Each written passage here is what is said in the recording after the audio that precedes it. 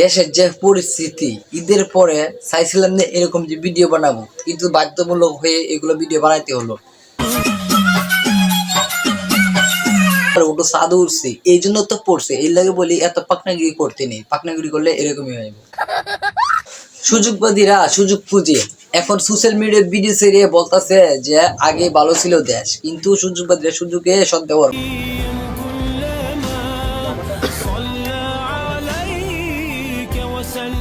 আগে ভালো ছিল। এই লোকের প্রোফাইল কার্ড গাড়াগাড়ি না করে বলতেছে যে ভালো ছিল, কিন্তু আগে এই ভুলগুলি দেখন লাগবো, দেখে পরে আছে না বলতে হইব কেমনে কি হয়েছে, ওটা পুরোটা ভিডিও না দেখলে তো হইতো না।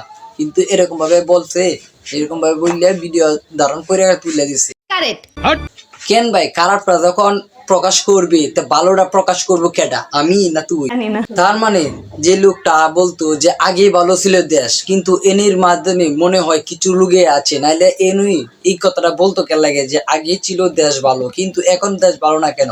এখন তো আমি দেখছি দেশের হাল কালচার আরো পরিবর্তন হয়েছে, আগের থেকে দেশ অনেকটা ভালো হয়েছে না হয়েছে এটা বলতে পারবো না, কিন্তু প্রধান উপদেষ্টা দেখলাম যে মানুষের সাথে কিভাবে একসাথে গিয়ে মুসাফে করে, তো আপনারা নিজের চোখে দেখেন যে কি করতেছে।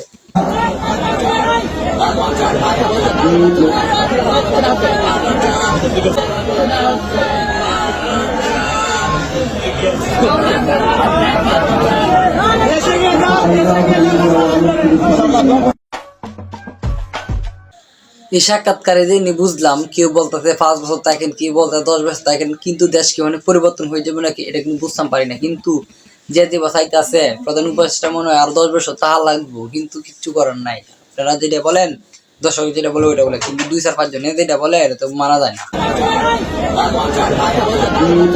আমার মনে হয় বাংলাদেশে এই প্রথম যে কেউ দর্শক বলতেছে যে স্যার আরো আপনার কয়েক বছর থাকেন, কিন্তু আগে আপনারা দেখছেন কি না এটা আমি জানি না, কিন্তু আমার চোখে এটাই পাস পড়ছে যে ইচ্ছা সে ইচ্ছে মানে মানুষ বলতেছে যে আরো কয়েক বছর আপনি থাকেন, দেশের শৃঙ্খলা করেন আগে।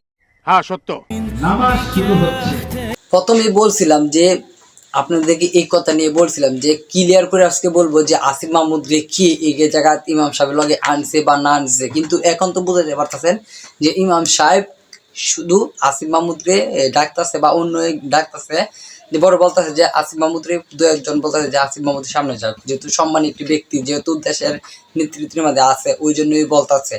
কিন্তু ইমাম সাহেব পাশে আরেকজন ইমাম আছে, কিন্তু আরেকজন দরকার ছিল, তাই এই জন্য ইমাম সাহেব আসিফ মাহমুদকে ডেকে নিয়ে এসেছে। ওইখানে আপনারা কি বলতেছেন যে একটু পদে আছে জন্য এই জন্য ইচ্ছা করে দাঁড়াইছে, না এটা ইচ্ছা করে দাঁড়ানো হয় নাই।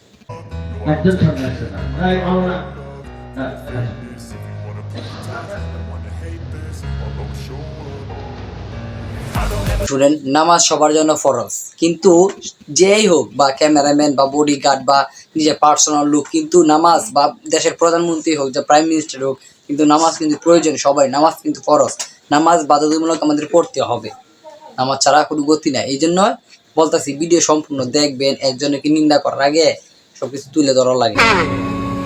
এখনই জামাত শুরু হবে,